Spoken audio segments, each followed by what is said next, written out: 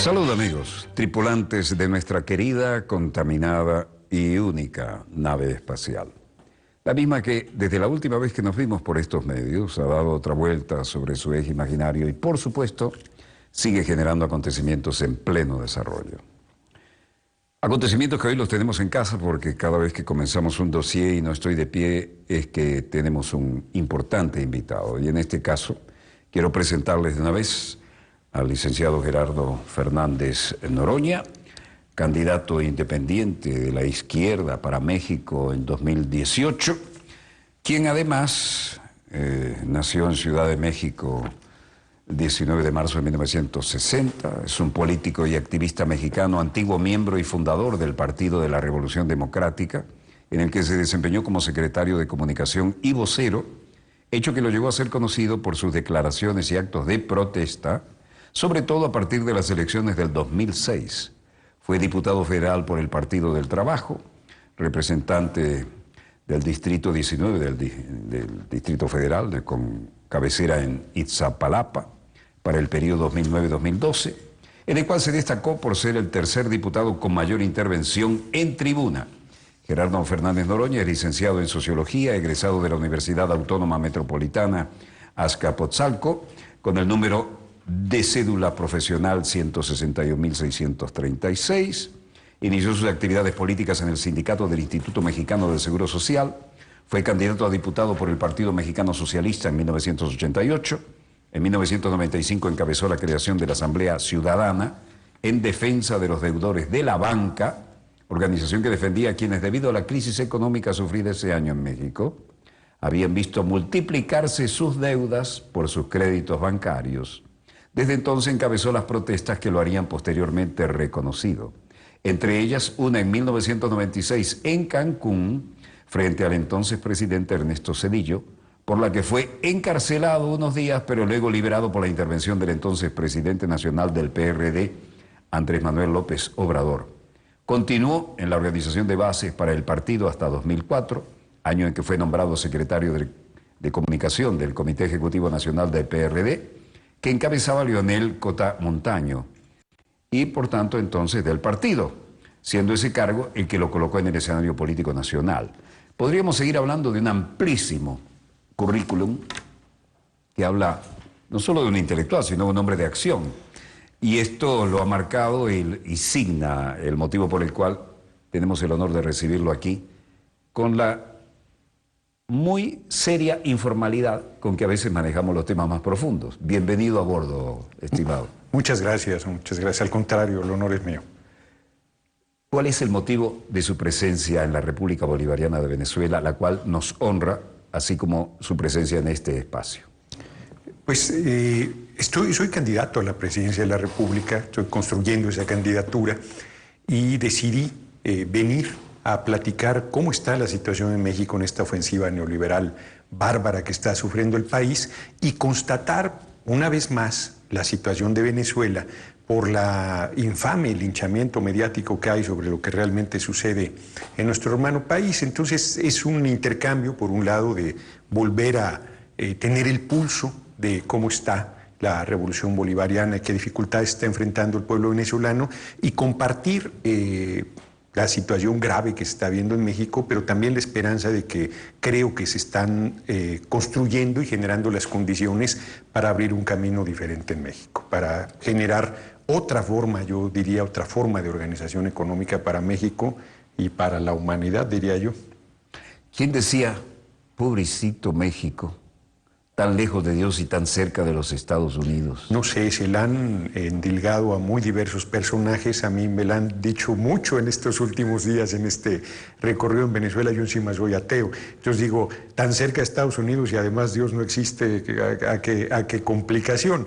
Pero más allá de las creencias respetables de todo mundo, con la llegada de Trump a la presidencia de los Estados Unidos y con su posición xenófoba, pues hay mucha preocupación. Por un lado, la construcción del muro ya está Obama y Hillary Clinton son unos hipócritas, ellos hicieron ya, tú Es sabes... que Obama tiene el récord de deportaciones Sí, y además o sea, nadie lo dice. Nadie lo dice, y la muralla ahí está también, o sea, tuvieron una política totalmente contraria a los migrantes y particularmente a los migrantes mexicanos. Así es que ese no sería un tema nuevo, aunque sí parece muy beligerante en esa materia, vamos a ver qué sucede, pero en contrapartida, yo por ejemplo coincido con Trump, lo digo con toda franqueza, en echar atrás el Tratado de Libre Comercio. El Tratado de Libre Comercio es parte de la política neoliberal que ha hecho un daño bárbaro a México, que ha liquidado la planta productiva del campo y la ciudad y que ha hecho que nosotros, siendo un país independiente en materia alimentaria, prácticamente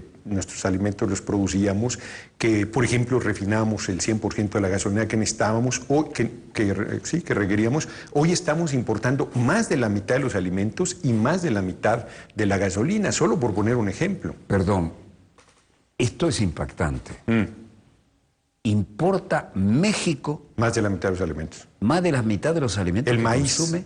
Y el maíz, que es El la maíz que es cultura. originario nuestro, Es la y que es la cultura. base. Es decir, el maíz es parte de los genes de México. Es de base su de cultura. nuestra alimentación. Y además importa un país petrolero, importa la mitad de la gasolina. de la que gasolina consume. que consumimos, porque salieron con la embajada de que no era rentable refinar nuestra gasolina. Es una barbaridad. Creo que es Han hecho- una hipocresía neoliberal a la enésima potencia. Claro, claro, porque lo que han hecho es en realidad una ofensiva bárbara, donde han privatizado todo: puertos, aeropuertos, carreteras, mares, minerales, ferrocarriles, telecomunicaciones, banca, El sueño petróleo. neoliberal, privatizaron todo. Todo. Solo les falta la educación pública, que tiene bastante resistencia, y una rebeldía del magisterio en México, y la seguridad social. Prácticamente han liquidado todo el Estado surgido de la Revolución Mexicana, liquidaron los derechos de los trabajadores, y además con esto que estamos comentando, que efectivamente es bárbaro. Pemex era la empresa 36 del mundo, hoy no aparece ni siquiera en las primeras 100 después del proceso de privatización. La primera vez que estuve en México, Pemex era intocable y era un orgullo nacional a Claro. todo evento, ¿no? Claro, es la empresa más importante, daba el 40% del presupuesto nacional. Una de cada 3 escuelas, una de cada 3 carreteras, uno de cada 3 hospitales fueron construidos con dinero del petróleo. Se reinvertía todo en función social. Bueno, no todo, pero un importante porcentaje. Una digo. parte. Había Y una Pemex- vocación social. Pemex le dio, gracias a Hugo Chávez, al comandante Hugo Chávez, que logró que se fuera apreciando nuevamente el valor del barril de petróleo, llegó a más de $100.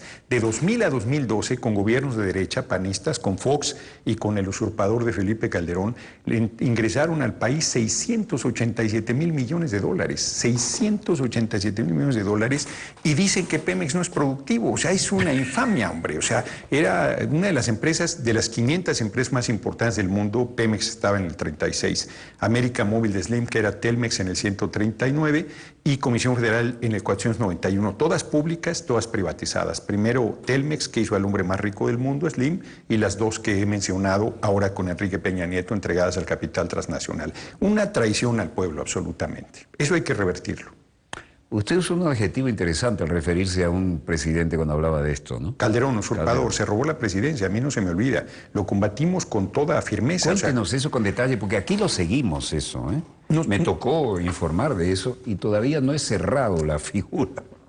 Yo acabo de retar a Margarita Zavala, que aspira a ser la candidata del PAN a la presidencia de la República ahora en 2018, a que se abran los paquetes electorales de la elección de 2006 para que se sepa la verdad histórica, que se haga un recuento que nunca aceptaron. Eran 232 mil votos de diferencia, casi 15 millones para Andrés Manuel López Obrador, casi 15 millones para Calderón, y nunca aceptaron el recuento. Impusieron a Calderón contra toda la decisión popular y contra una manifestación muy fuerte que hubo, y eso lo han dejado en el olvido. Es un hecho muy grave, y yo creo que todavía es momento para que se sepa por lo menos la verdad histórica. Margarita Zavala guarda silencio, es la esposa del usurpador, del ex usurpador Calderón, y quiere regresar como si eso no hubiera sucedido y como si su esposo no hubiese agudizado las políticas neoliberales. La primer gran reforma fuerte de entrega del petróleo fue con él.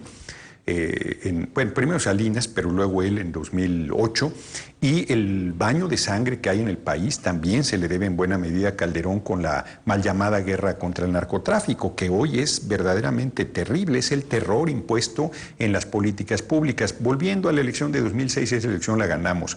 Para la izquierda en México la regla es si pierdes, pierdes y si ganas, pierdes y eso no puede seguir siendo. Nosotros tenemos que asegurar que se respete el voto de la gente y por eso yo creo que no basta el voto, sino que se requiere una rebelión no violenta de nuestro pueblo para abrir el camino a un proceso de transición.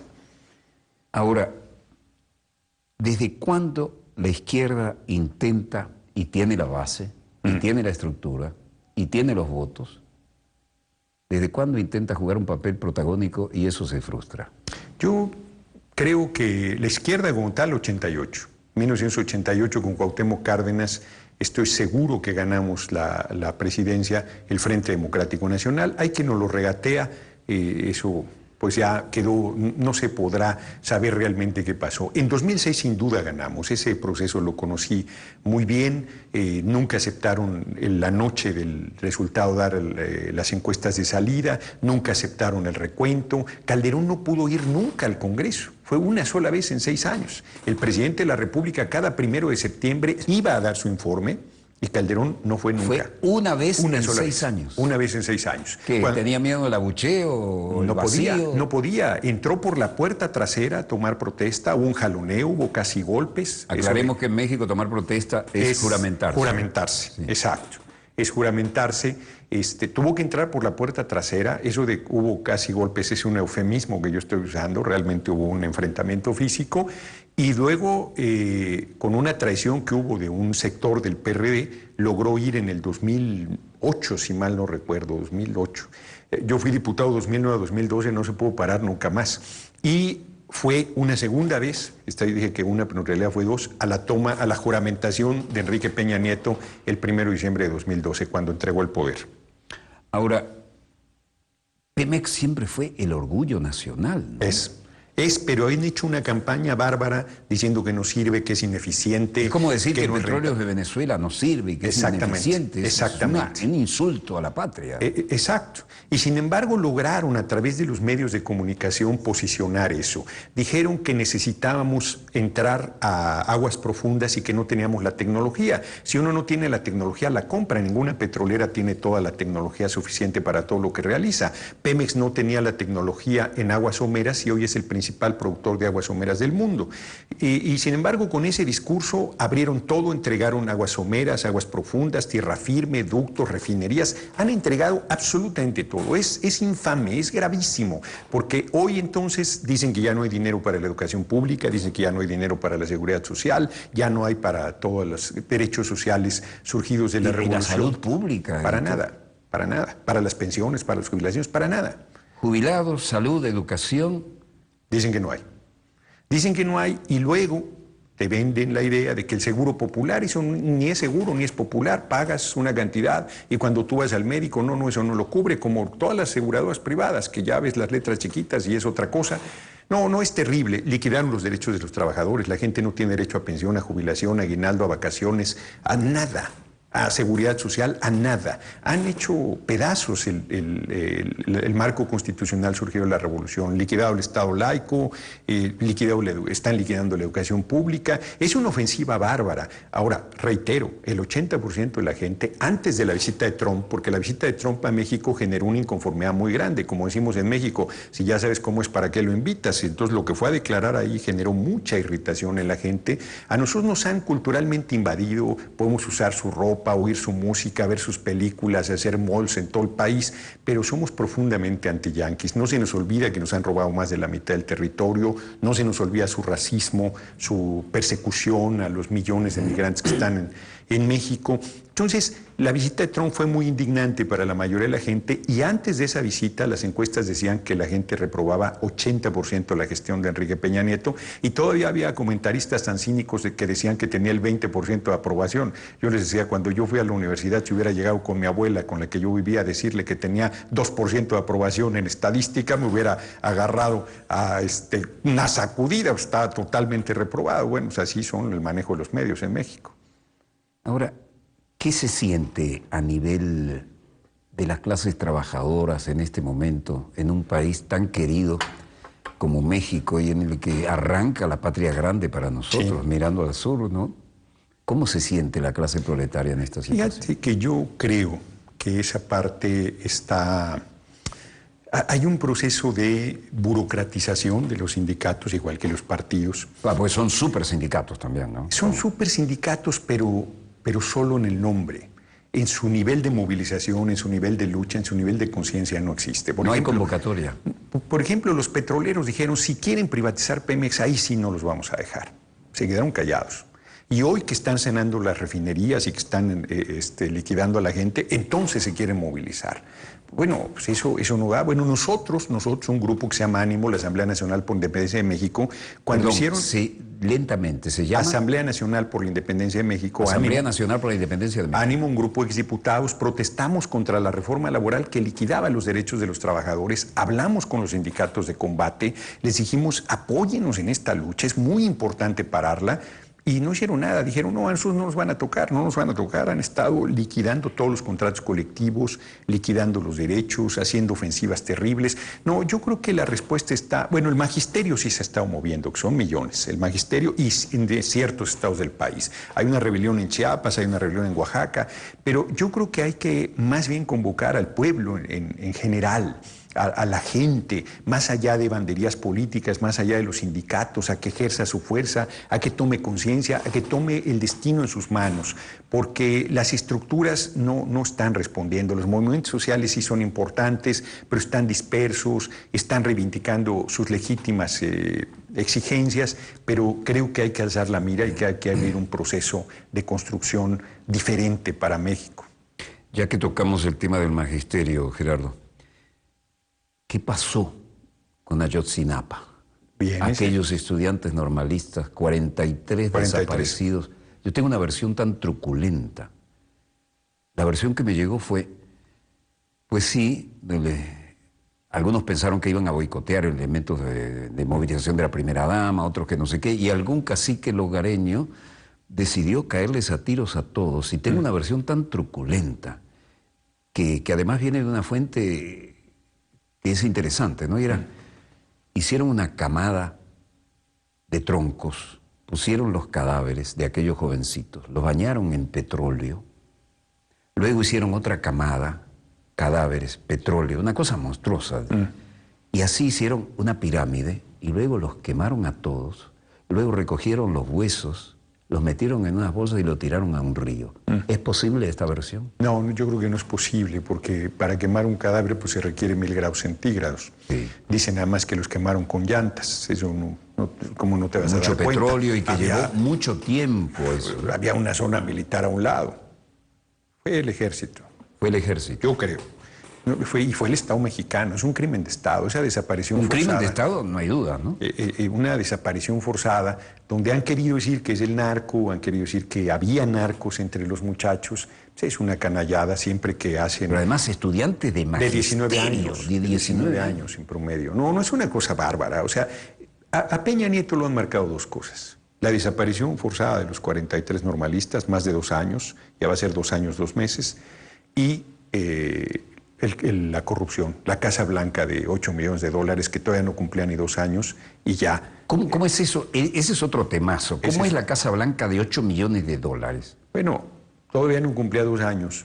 Peña gana $10,000 al mes, más o menos. Así es que aunque juntara su sueldo de 6 años no le alcanzaba. $8 millones. El presidente Peña Nieto no tenía con qué. Bueno, o sea, mandó a su mujer a decir que haciendo telenovelas en Televisa podía comprar una casa de $8 millones, lo cual es ridículo. Juan Gabriel, que fue un artista muy exitoso, su fortuna total fue de $30 millones a lo largo de décadas de estar en primer nivel. Acaba de morir, eso dejó.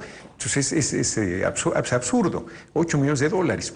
Y eso lo marcó porque era evidente, la casa es a nombre de una constructora, IGA, que es a la que la ha favorecido el gobierno de Enrique Peña Nieto. Entonces eso y la desaparición forzada, porque no solo la desaparición forzada de 43, hay decenas de miles de desaparecidos. Decenas de miles.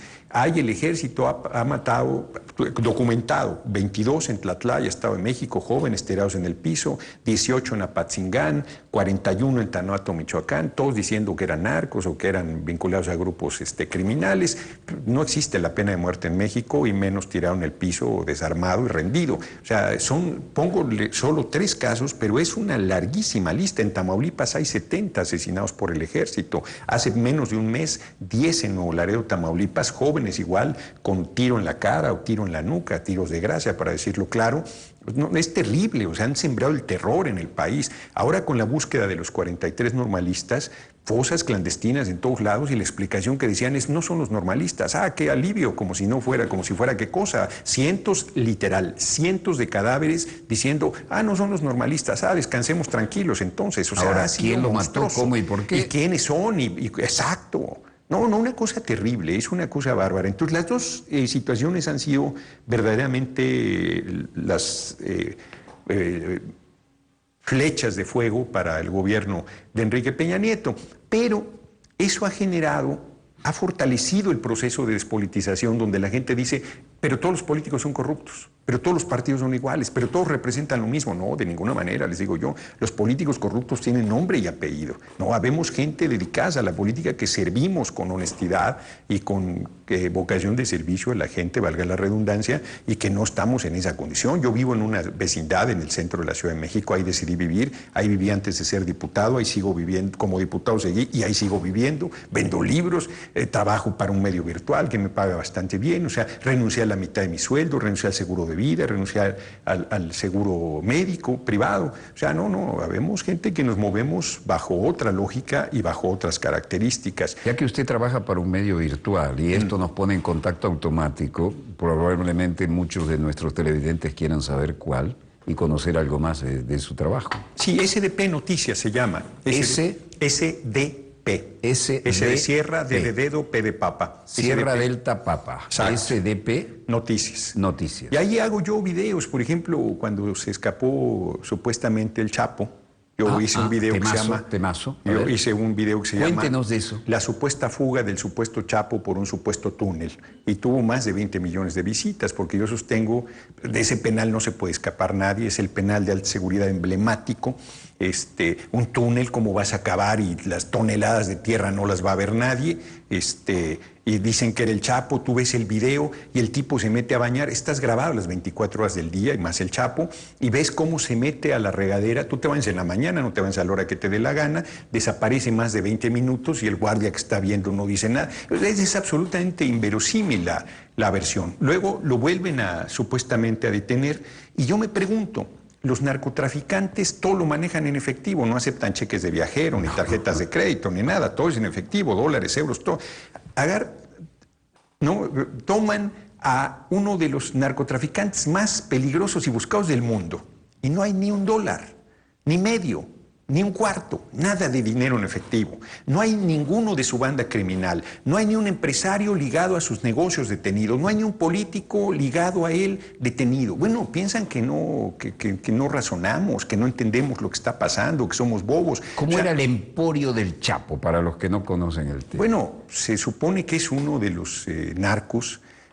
Saviano tiene un libro bien interesante que se llama 000, Roberto Saviano, sobre el tema de la cocaína, y él sostiene que los cárteles mexicanos tienen más del 60% del control de la distribución de la cocaína del mundo. Del mundo, habiendo desplazado a los cárteles colombianos en buena medida, y el Chapo era central en ese negocio, para que cada quien le dé una dimensión. Si tú le metes 1,000 euros, según Saviano, obtienes 192,000 euros de ganancia. Es una locura de negocio y es una fortaleza económica bárbara. Yo me pregunto cómo lo detienen y no hay ningún decomiso, ni de sus empresas, ni de sus bienes inmuebles, ni de sus vínculos en ningún sentido. Perdón, esto es novedoso, aún para mí, que pretendo estar más o menos informado. Sí. Y además es hora de que podamos disfrutar de nuestro té y de nuestro café mientras conversamos informalmente. ¿Cómo es que lo detienen y de la impensable fortuna no hay decomiso? Nada, ni un centavo. Yo me pregunto cómo.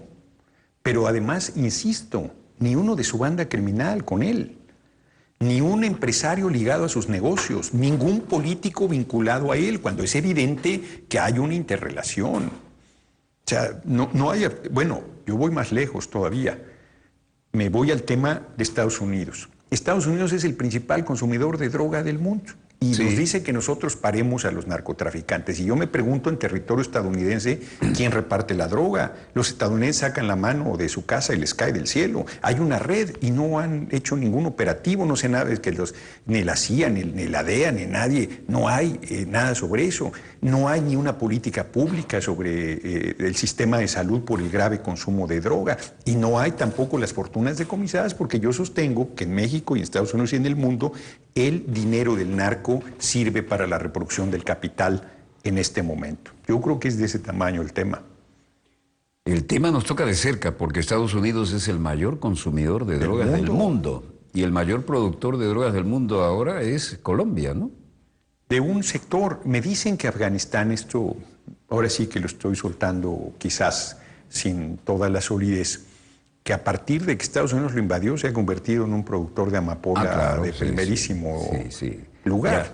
Ya, es como volver a Air Vietnam, ¿no? Aquellos que volaban no oficialmente en Vietnam y terminaron haciendo cosas como les daba la gana con aquellos aviones y aquellos corredores aéreos que habían creado, pero eso es harina de otro costal. Gerardo Fernández Noroña, candidato independiente de la izquierda para México en el 2018. Aparte de nuestros mejores deseos, vamos a hacer una breve pausa y volvemos, porque esto es, realmente estamos rompiendo esquemas, ¿no? Porque manejar la cobertura de la realidad de México, que es un país tan importante, y a través de los medios que están tan manipulados, es difícil. Así que estamos develando aquí muchos misterios o muchas opacidades, ¿no? Un breve corte y volvemos con más acontecimientos en pleno desarrollo. No se muevan, ya volvemos.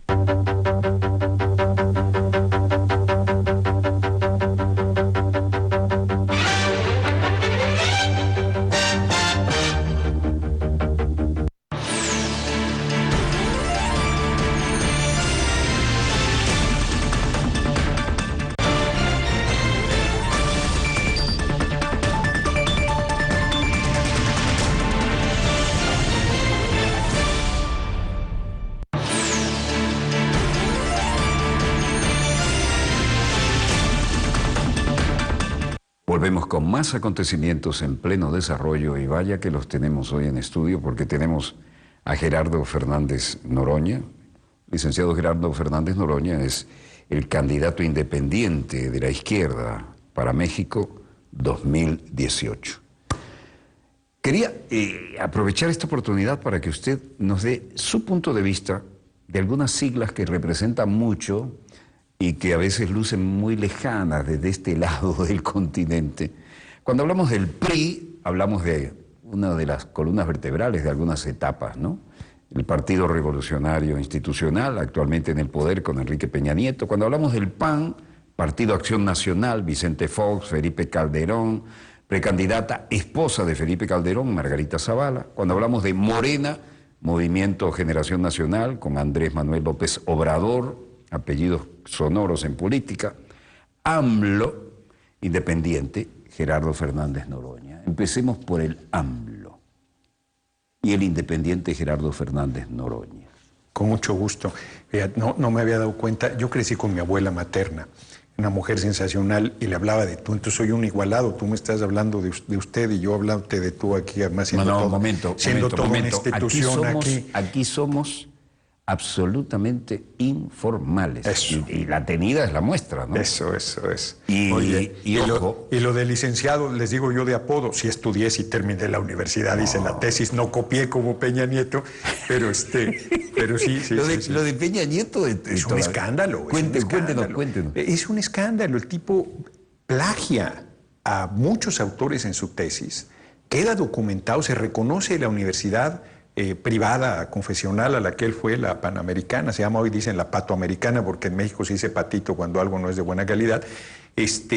Dice, sí, soy plagio. Sí. Qué bueno que lo aclaraste, porque aquí tiene otra carga más fea. Mira, dicen, sí, plagió la tesis, sí está documentado, no podemos hacer nada, ya es un hecho irreversible, consumado, ¿no? Entonces, terrible, hombre, terrible eso. Pero bueno, volviendo a la pregunta inicial, Andrés Manuel López Obrador es el líder de la izquierda más importante, ha encabezado desde Pues bueno, primero ganó en el 2000 la jefatura de gobierno, desde ahí hizo un muy buen gobierno y se convirtió en el candidato más fuerte a la presidencia. Ganamos con él, a mí me tocó ser vocero del PRD, el partido electoral de izquierda más importante en ese momento y en la historia reciente de nuestro país, y nos hicieron fraude. Volvió a ir a la elección en 2012. Yo tuve algunas diferencias con él que las hice públicas, pero lo seguí apoyando.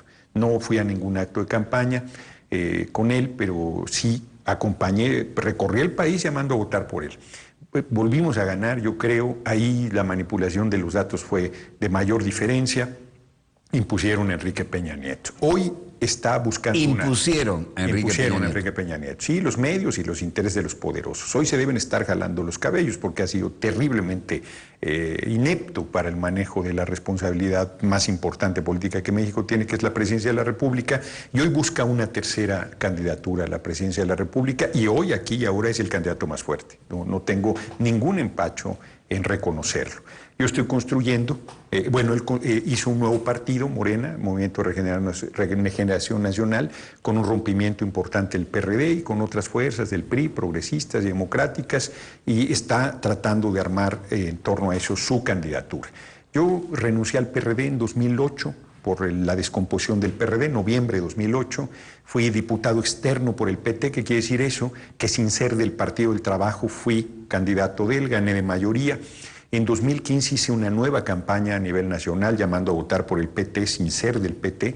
Le robaron el registro al PT desde el gobierno, se lo quitaron para que... ¿Le robaron el registro? Para que yo no regresara a la Cámara. Luego se lo devolvieron, pero ya sin los diputados que le correspondían, me dejaron fuera de la Cámara de Diputados, y yo decidí armar una candidatura sin partido, que es la independiente, de izquierda, porque sostengo que todos los candidatos independientes, que así se asumen, son de derecha.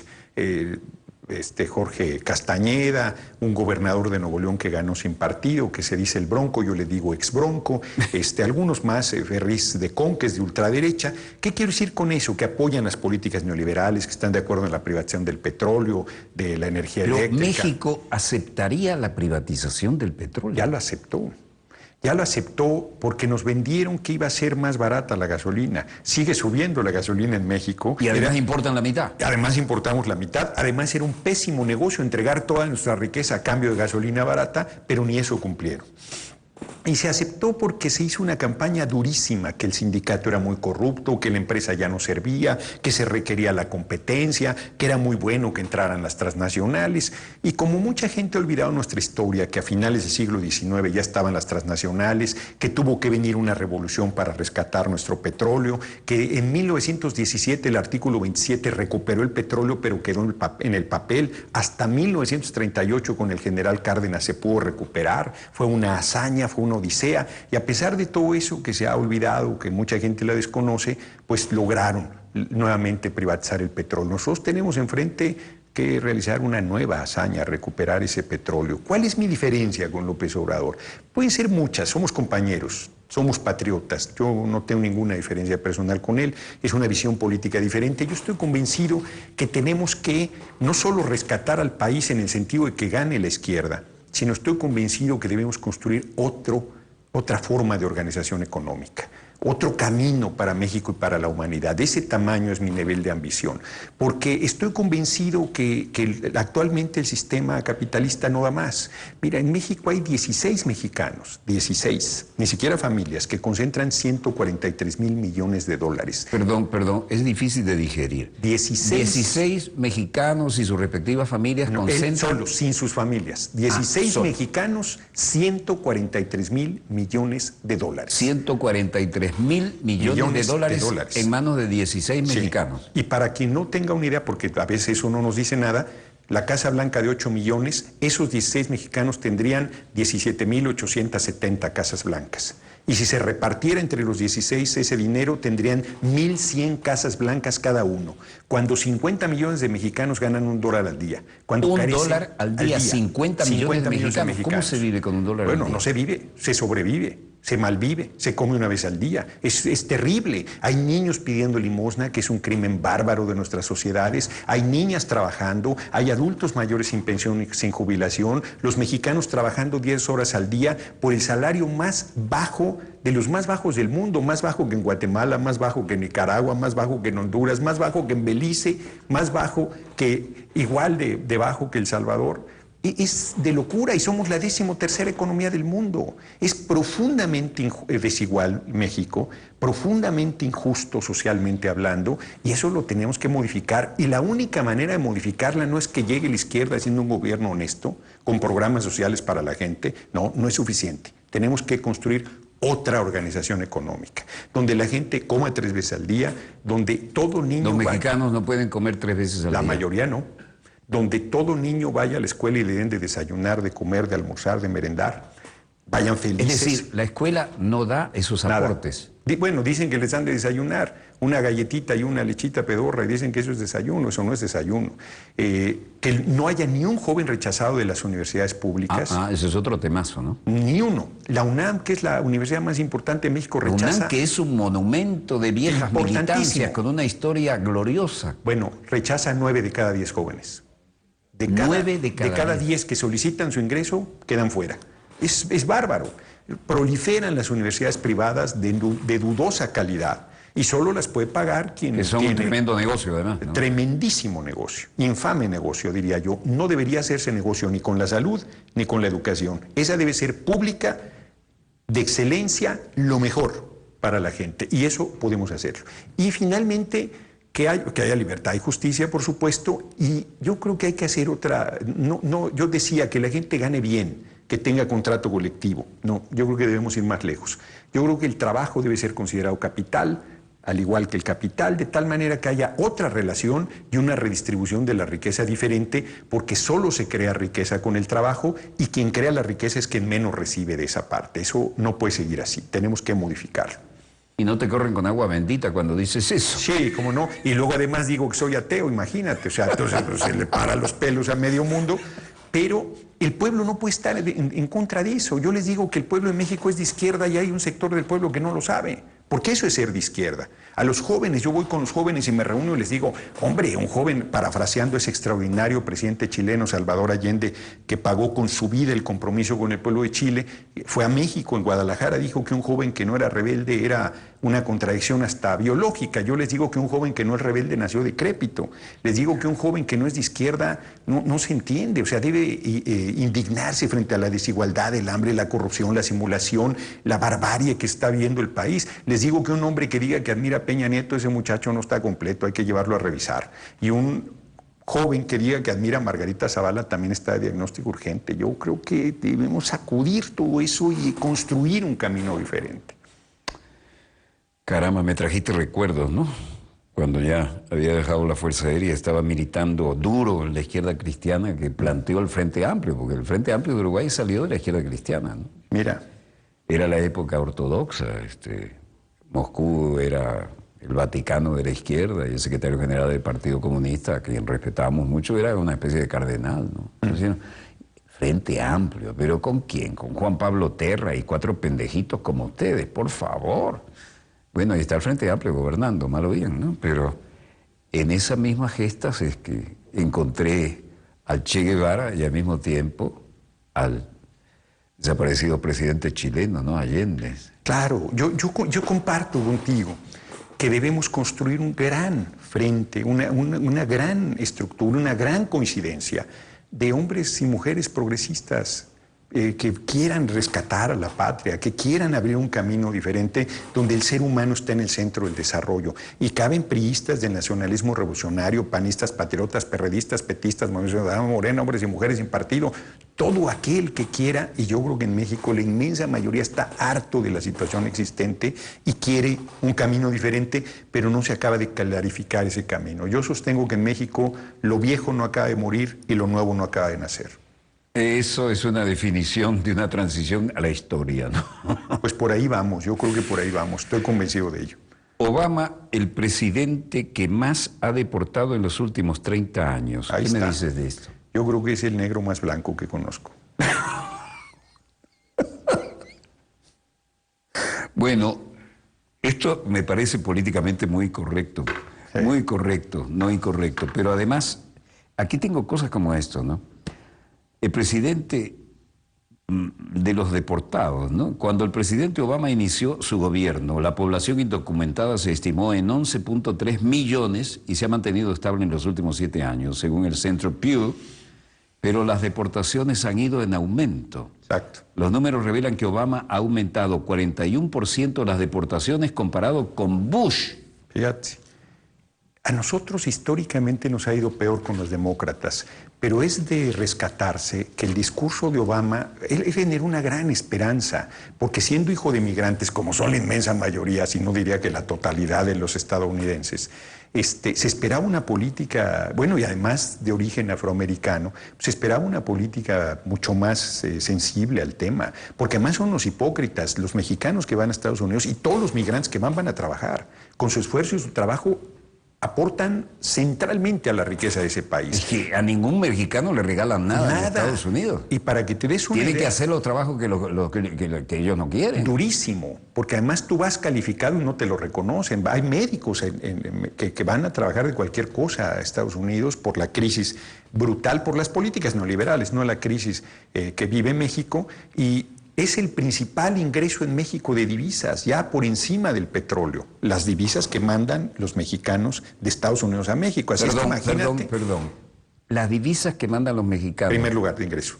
por encima de lo que produce el petróleo. Ya. Primer lugar de ingreso en México. Sí. Así es que imagínate la riqueza que crean. Si las divisas que mandan es el primer lugar, te da una dimensión de lo que están creando de riqueza, porque ellos tienen que quedarse con dinero para mantenerse allá. Es decir, lo que puedan enviar siempre es inferior a lo que ellos necesitan para sobrevivir. Así que tienen que trabajar muy duro, ¿no? Y lo que crean de riqueza, además. Pues sí, están dejando la plusvalía. Exacto. Todo. Porque además no tienen derecho a nada. No tienen derecho a seguridad social, no tienen derecho a una no tienen derecho a nada. Están aportando. Hay gente que lleva 20 años trabajando allá. Para empezar, no tienen derecho a enojarse. A nada, alzar la voz a nada. Y son tratados con racismo, con clasismo. Ahora sí que como se dice, de manera por encima del hombro, te ven. Nosotros valemos lo mismo. El gran sueño americano, que se dice americano, aunque solo es Estados Unidos, porque Estados Unidos ni nombre tiene. América es todo el continente, Norteamérica es Estados Unidos, Canadá y México. Pero el gran sueño americano... Aquí reivindicamos permanentemente, ojo, americanos somos todos. Ellos son estadounidenses. Y Norteamérica tampoco, porque está Canadá y México. Exacto. Bueno, pero como ellos dicen, el gran sueño americano pues no es tener muchos bienes, lo he repetido reiteradamente acá en Venezuela y lo digo en México. El gran sueño americano es todos los seres humanos somos iguales, sin importar nuestro color de piel, nuestro credo religioso, nuestro sexo, nuestra preferencia sexual, nuestra situación económica. Y todo ser humano tiene derecho a la vida, a la libertad y a la búsqueda de la felicidad. Es precioso el enunciado. Es hermosísimo. Y mira lo que tengo acá. Una revisión hecha por Univisión Noticias, de los números de deportaciones registradas en los últimos 30 años. Aquí le damos crédito a quien se lo merece. Claro. Esto es un trabajo de Univisión.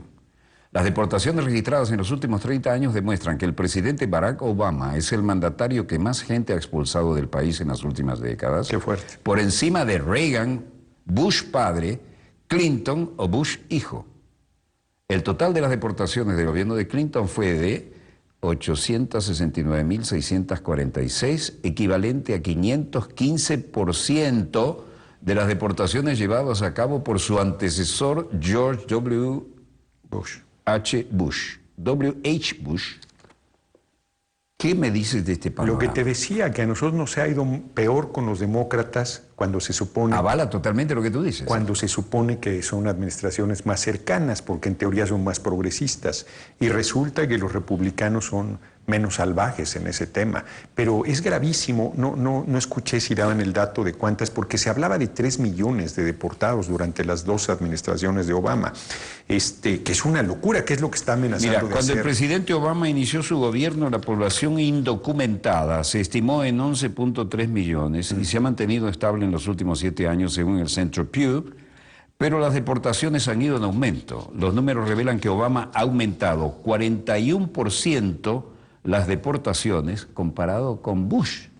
Bueno, lo dicho. El principal legado migratorio de Obama, los millones de deportados. El presidente entregará la Casa Blanca con más de 2.8 millones de deportados. 2.800.000. Ahí está. Yo sabía que eran 3 millones. Ahí está el dato. Fíjate, y de ellos más del 40% sin antecedentes criminales. Ahí está el dato, hombre. Sin una reforma migratoria y sin acción ejecutiva, estos números marcan uno de los peores periodos presidenciales para los hispanos, y lo hace el primer presidente negro.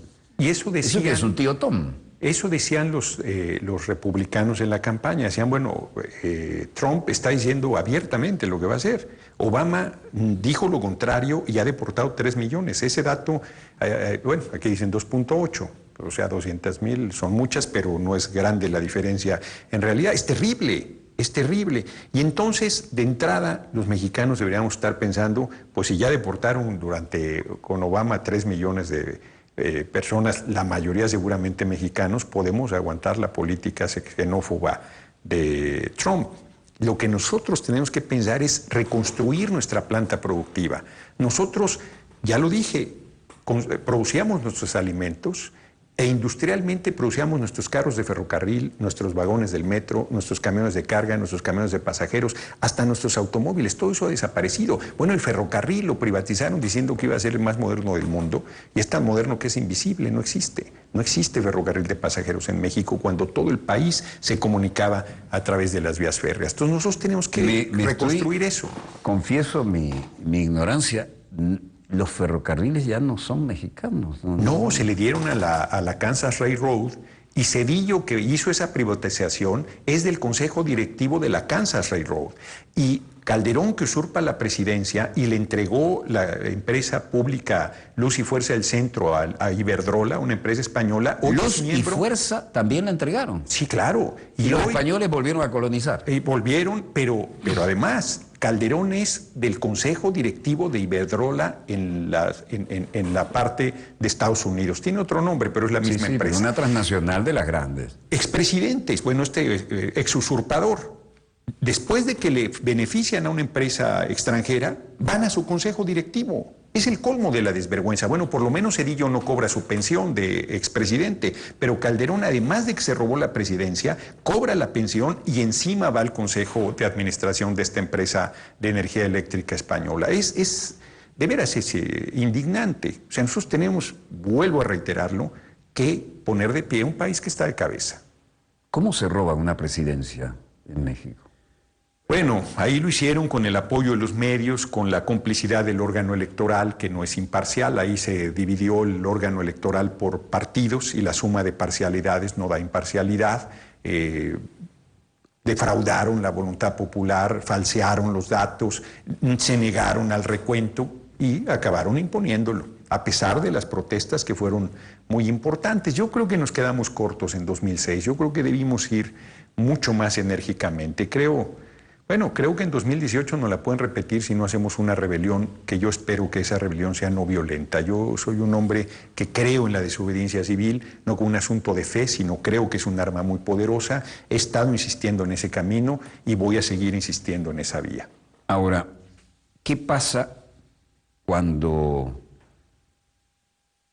estás en esta situación en la que ves que todos los valores se transformaron en antivalores? Sí. Hay un piso social que te permita proyectar la voluntad de cambio. Sí, porque el pueblo está muy avasallado, muy empobrecido, muy indignado, muy necesitado de una esperanza, y es un pueblo de lucha. El pueblo mexicano es un pueblo de carácter, es un pueblo que hizo una revolución en 1910 siendo 90% analfabeta. Entonces, yo confío en la gente, yo creo que realmente está ahí nuestra fuerza.